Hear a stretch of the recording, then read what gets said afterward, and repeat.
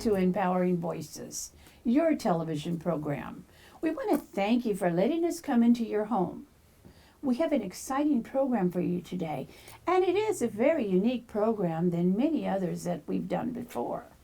We're actually going to talk about two diseases that affect many of us, you at home and some of us here at the panel. So please, I want you to help me welcome two wonderful guests. We have with us here Bishop Siler, Don Siler. Bless you. Thank you for being here. Good to be here. You're with New Beginnings at Hemet, right? In Hemet, California. Yes, and you are the bishop there. Yes, ma'am. Yes. And we have Elder Norman Fulbright.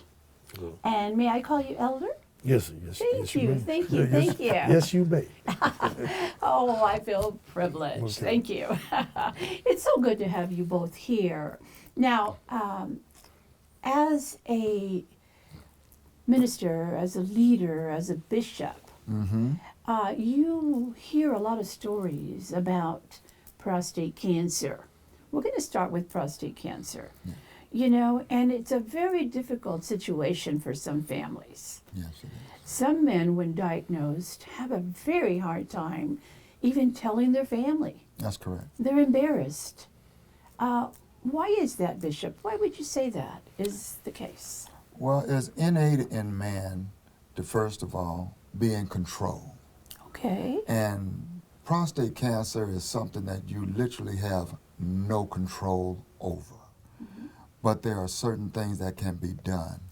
And if we would talk about it more freely, then we would find out that you're not the only one with that problem.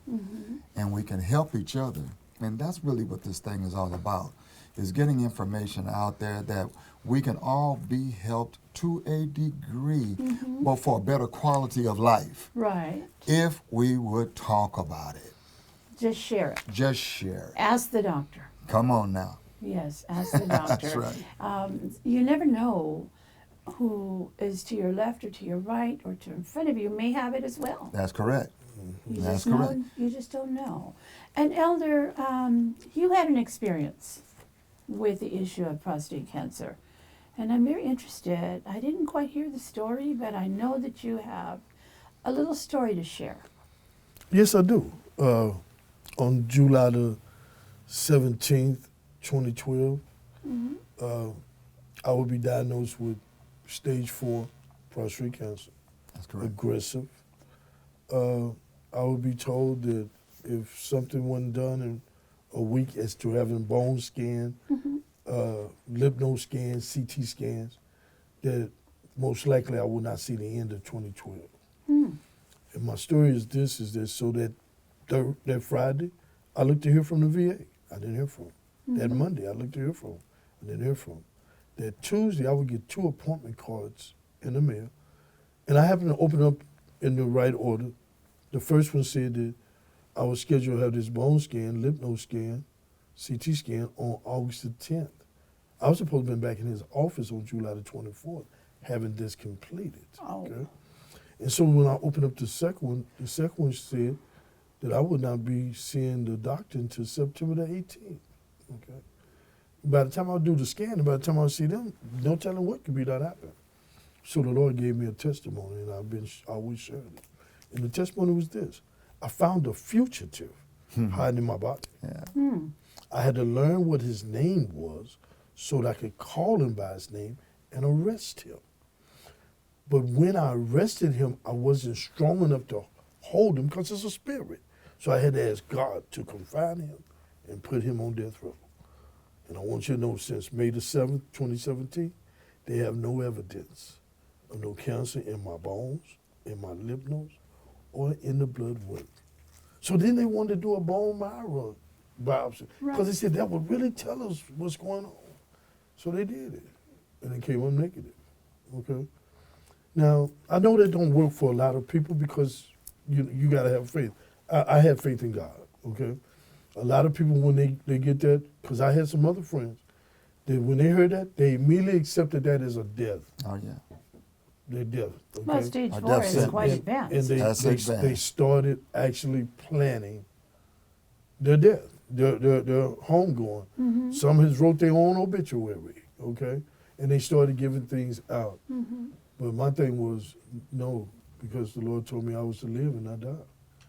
You know, so one of the things we got to learn that some things that God allows to come on you, not because he gave it to you, but because of the world, the lifestyle. But God gets the victory by delivering you from that. That's right. Okay? Have you had a follow-up ever? Well, let me just tell you this. By me being stage 4, this is what they told me. They said that I will see them every 90 days unless I refuse to come. And still sinning. Because they said by me being stage 4 cancer, that don't go away. And that's what they're about now. They're saying, wait a minute, we're not finding anything, but we know you were stage 4 cancer. So every 90 days I go so that they can do a lab, but I also go so that they can see the power of God, okay? And really, that's really my testimony, my witness, is that if we would believe in God even more, That's right. okay? God ain't just did that for me. He did that because I had faith, okay? And if another person got faith, they don't have to look at it as a death sentence. They don't have to be embarrassed, be ashamed about it, okay? And one of the things that I've learned with a man, it's hard for him to admit that he can't be a man physically. But what is really a man? A real man is a man who knows God. A real man is one who got responsibilities, and he accepts his responsibility. I gather that you're saying that men are kind of shy to talk about prostate cancer because if they get a treatment, possibly they might have erectile dysfunction, and they're embarrassed to talk about that. Is that what you're alluding to? To that point, and to even sometimes before it that, is.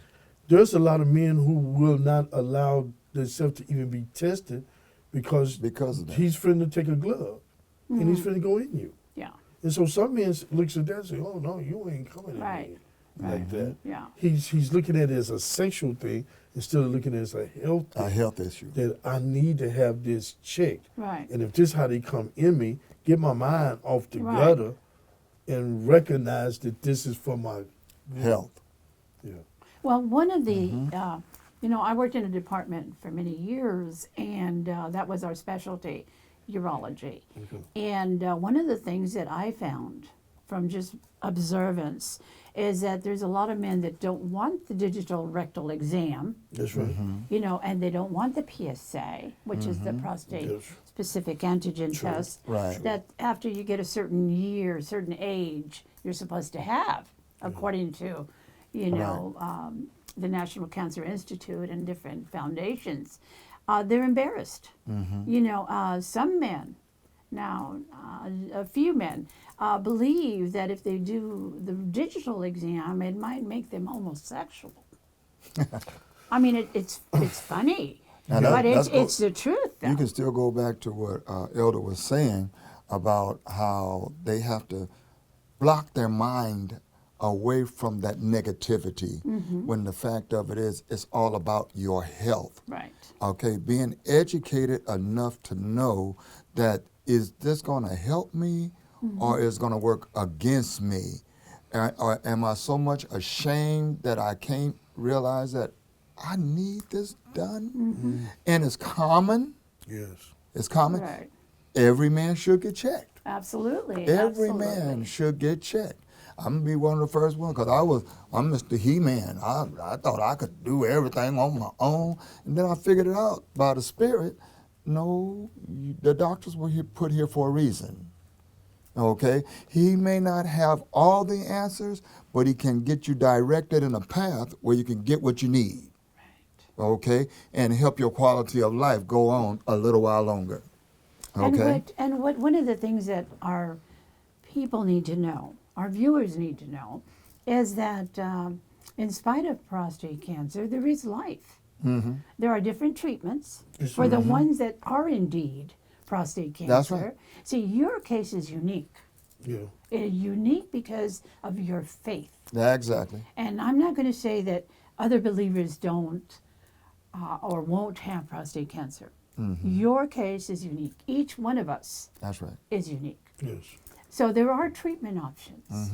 And even those options sometimes have a side effect. Oh, believe me, yes, they do.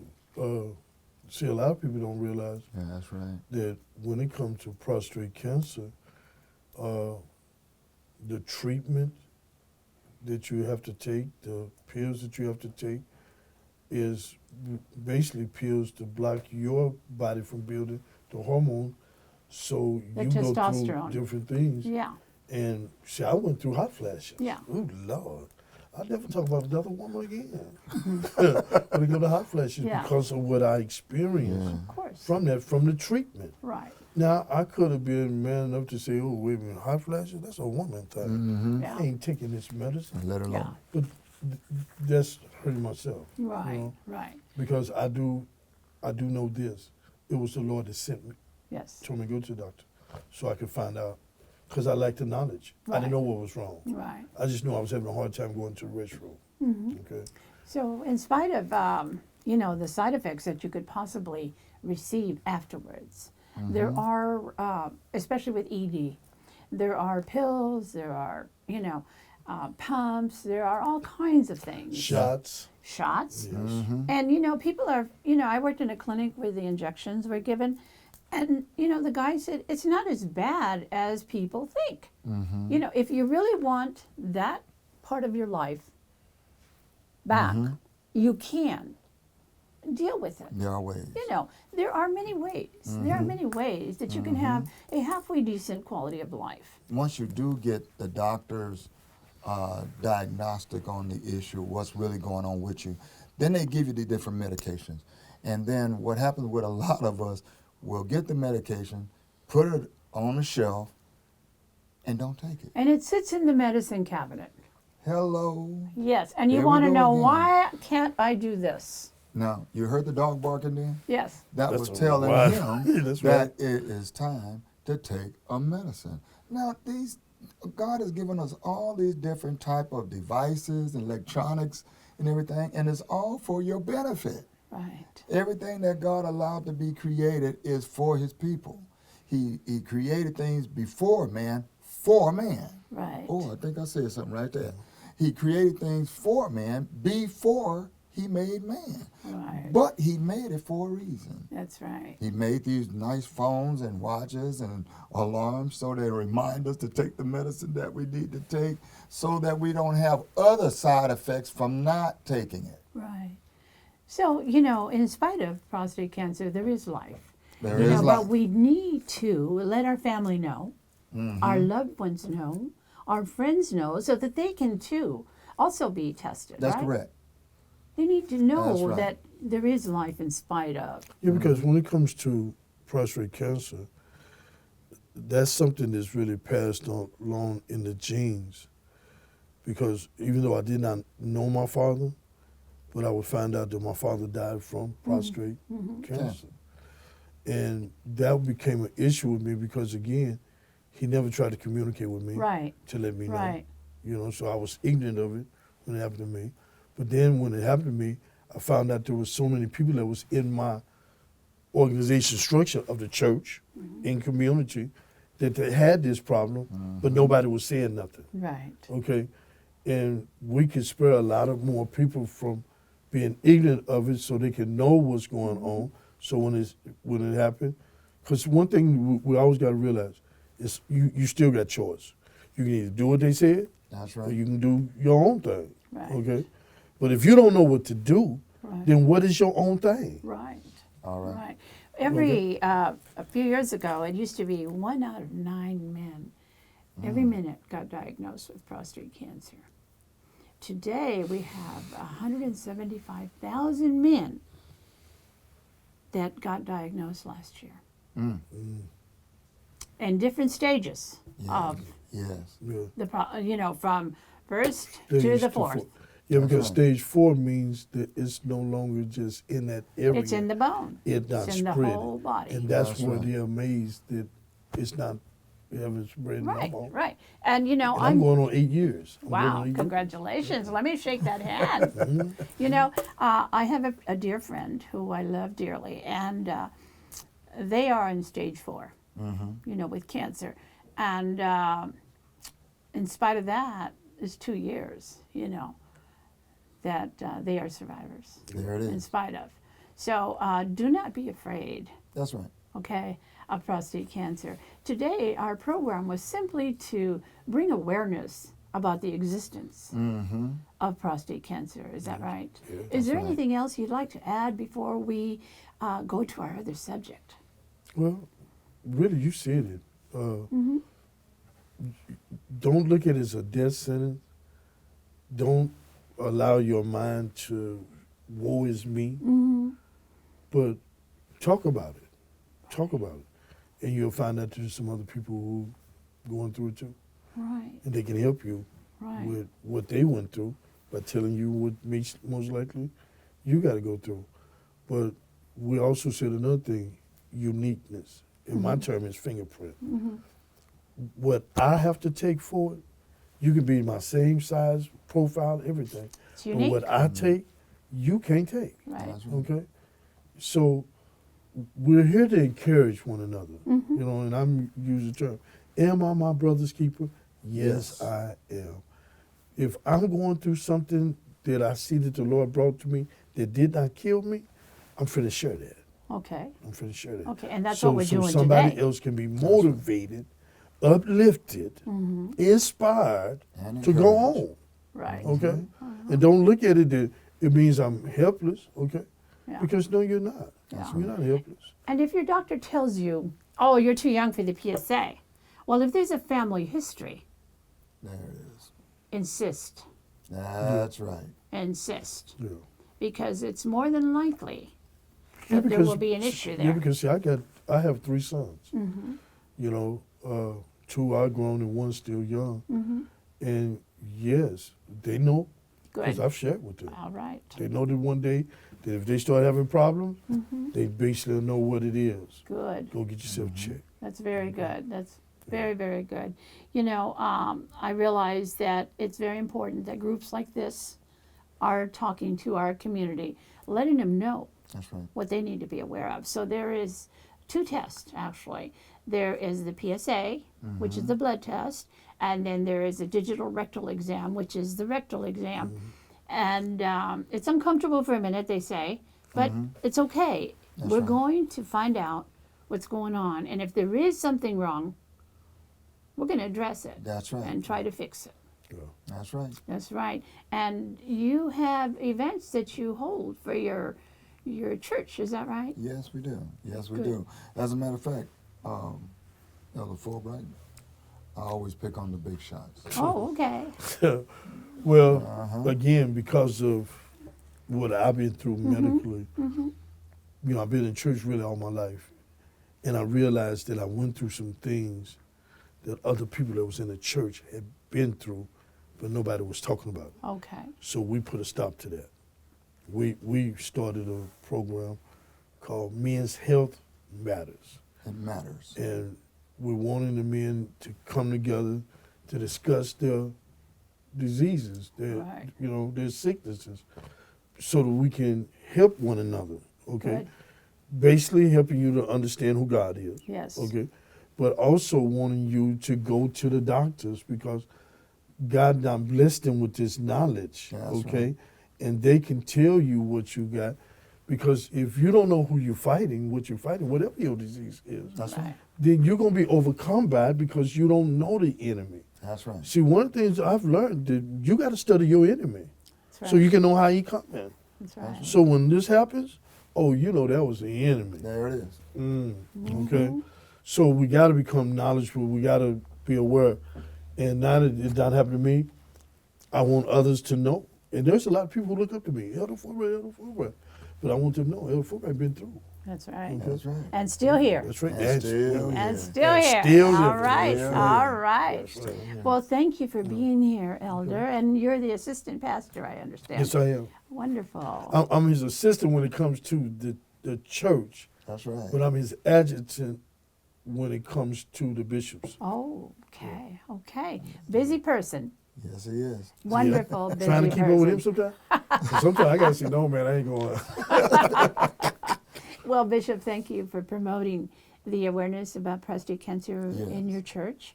It is very important that we continue to do that. That's right. It's very important. And we'll go to the next subject in just a few minutes. I am so happy that you two were very open about this issue. Thank you. God bless you. Well, I think God did. This is my pastor Yes. in the church, Uh-huh. and we both got experiences Uh-huh. that others can see how God is able Makes a way. to deliver if only you would believe. Yes. There it is. That's right. That's right. Okay, we'll be back in just a moment. We will be hearing from a wonderful man, Orrin, and he is going to lead us into our segment on diabetes. Thank you. Hi, I am Orrin Dantignac. I'd like to share with you my story about diabetes. I am the last member of my family that is living. I had an older brother and an older sister that both were taken from me from diabetes. I witnessed what they went through from dialysis, losing limbs. My sister had lost a leg, and watching them suffer and go through the things they went through, and knowing that some things could have been done different. They could have changed. They could have changed the outcome. One of the things that I asked myself, which speaking with them before they all passed, they shared with me that they wish they could have maybe somehow had the strength to get out there and exercise. Even when they were told that they had to eat different and maybe incorporate working out, they didn't have the strength to do it. And unfortunately, I watched both of them die way before their time. My brother died at 50, my sister died at 53. And I must say that seeing that and being the only two members, only brother and sister that I had, and I just like to get the word out that you can make a change. You can actually fight this. You can stand up to it. Just get involved, learn, educate yourself on the matter. Get involved. If you're not strong enough, you don't feel like you have what it takes to do it, there are people out there that can help you. So I totally, highly suggest, don't be a victim. Take charge. You can do this. And thank you. That was Orrin. And Orrin just shared a very personal experience. His family, diabetes, no longer here. And that's why we're here at this table. We are going to talk about diabetes. Mm-hmm. And we're dealing with an issue that affects many, many people. Mm-hmm. We have Elder Norman Fulbright again. Thank you for being here. Okay. And Bishop Don Siler. Thank you. Pleasure. Now, I understand you both deal with diabetes. True. Is that right? Yes, correct. Okay, now let's go to you, Elder, please. Tell me, what issue do you have with diabetes? Okay, the issue that I had with diabetes is not knowing what was going on in my body after I got through with the radiation of the cancer, right? 3 months after coming out of radiation, I was in the hospital with a blood sugar of 1,450. 1,450? That's right. And you're still alive? Because God said I was to live and not die. Woo! Okay. That's So, real. and I was in the hospital for 5 days. I went in on a Tuesday, and that Sunday I walked out of there. Okay. This is after the doctor on that Thursday told me that it was going to be by the grace of God that I lived. Okay. Now, and since then, the Lord has, he had taught me about diabetes before I became a diabetic. I learned that they got to eat small meals, no more than 4 carb meals, okay? And when you talked about those carbs, 2 of those carbs had to be some good carbs, like spinach, greens, watermelon, melon, because it would give you energy. The other carbs could be, one could be starch carbs, because a starch carb, which is rice, bread, pasta, potatoes, those type of carbs will cause you to become tired after eating. You don't have no energy. You want to go lay down. You want to rest. And that's the baddest thing that can happen to a person who's a diabetic. They need to be eating some food that bring energy to you. Now, one of the things that's a myth is that a diabetic can't eat certain things. That's not true. They can eat whatever they want to eat, but they just got to eat in moderation. Okay? And they have to give themselves time between one meal and another meal, and in that time doing some type of exercise, Right. because then that'll lower that sugar that you ate That's at right. that one. It'll also lower the calories that you Right. had during that time. So when you eat again, you're not compounding. Mm-hmm. Okay? Okay. It's new. It's just that you have to be true to yourself. Okay? If you know you need to do something, don't not do it because he's sitting over here with a big old plate. But I know I can't be eating that big old plate. So With chicken. so I love what it is he have, but I got to be true to myself. I know I can't have that, and I'm not gonna be sad because I can't have it. You know, I still got to find joy in that I do, because if you start finding sadness in it, then you start getting depressed. One of the things that also flares up diabetes is depression, stress. Okay, so you can't be in that realm if you're trying to recover from it. Okay. Okay. And That's right. now you know you got the type 1 and type 2. The type 1 got to take insulin because their pancreas is Right. not working at all. The type 2, if you eat right, control your weight, do some exercise, then you'll find out that you're able to maintain your blood sugar level, you know. And we So it's do have really up to leaders- you. That's right. It's up to you how your machine functions. That's right. Your machine is your That's your right. body. That's And right. everybody's function differently. Yes. Everybody is. Do you find that you have to do the same thing? Well, diet to me is everything. Uh-huh. And me, I like to eat. And I like to eat well. But I found out that I can't eat everything and not exercise, not watch my intake, not, there's a whole lot of nuts involved in that. But it's still about the individual controlling themselves. And what Norman was saying, Elder was saying, is that we really do have to watch how we eat. Right. And I found out, because I love me some ice cream and some German chocolate cake, but I found out I can't eat a lot of it. I can still eat it, but don't eat a lot. Right. And so that's something else. In America today, we have a lot of obese people, is simply because we're not controlling our eating habits. Right. Okay? When John, my husband, is a diabetic also, and when he finds his sugar is elevated, higher than normal, he takes a walk. And it seems to lower it. That's right. He right away takes a walk. He says, "I'll be right back." And he's gone. He's walking. That's right. You know, and one of the things that we need to be more diligent about is taking our medicine. If you know you got to take medicine for this, or you got to take a shot for that, That's right. why aren't you doing it? And what you're saying that the other thing that For has real. to be involved, you got to drink plenty of water. Okay. And the reason why you got to drink plenty of water is because these pills that you are taking is going to start affecting your kidney. That's right.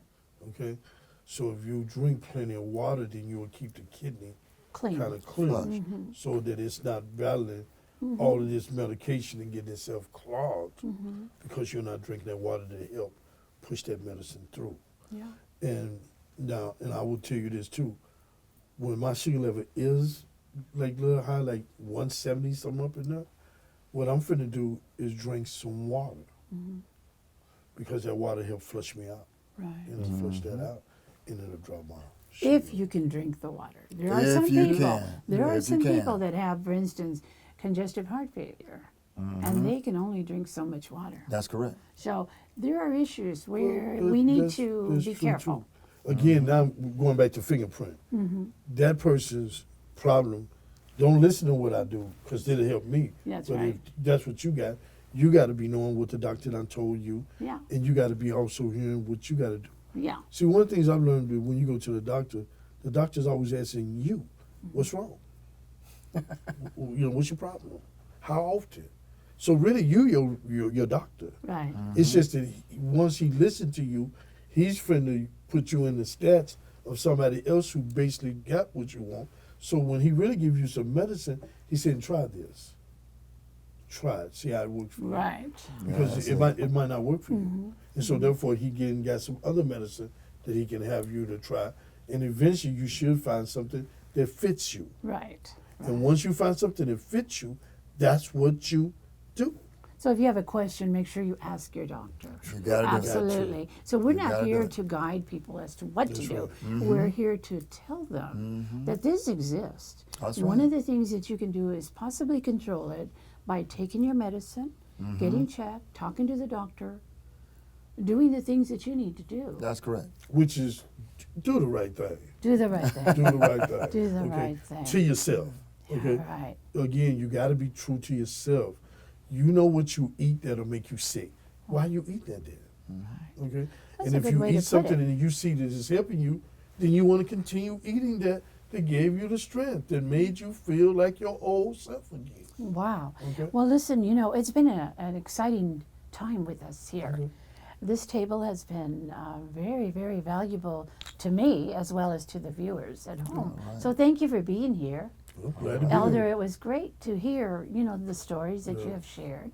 And please, Bishop, we thank you very much for Pleasure's mine. the wonderful work that you are doing and what you plan to do in the future. Oh, bless God. And God be we do know that the congregation is very, very happy to have both of you. glory. Well, he allowed me to be here. All right. I have All right. permission. All right. I have permission. Good, good. Well, listen, we want to thank you. Thank you for being here with us. This is your program. Remember, listen to your doctor. Talk to your doctor. Get checked. Take your That's right. medication. If you don't like it, talk to him about it or her. Get a second opinion if you need to. Life is good. Don't make it too short. That's right. Take care of yourself. This is Erlinda, and this program is yours, Empowering Voices.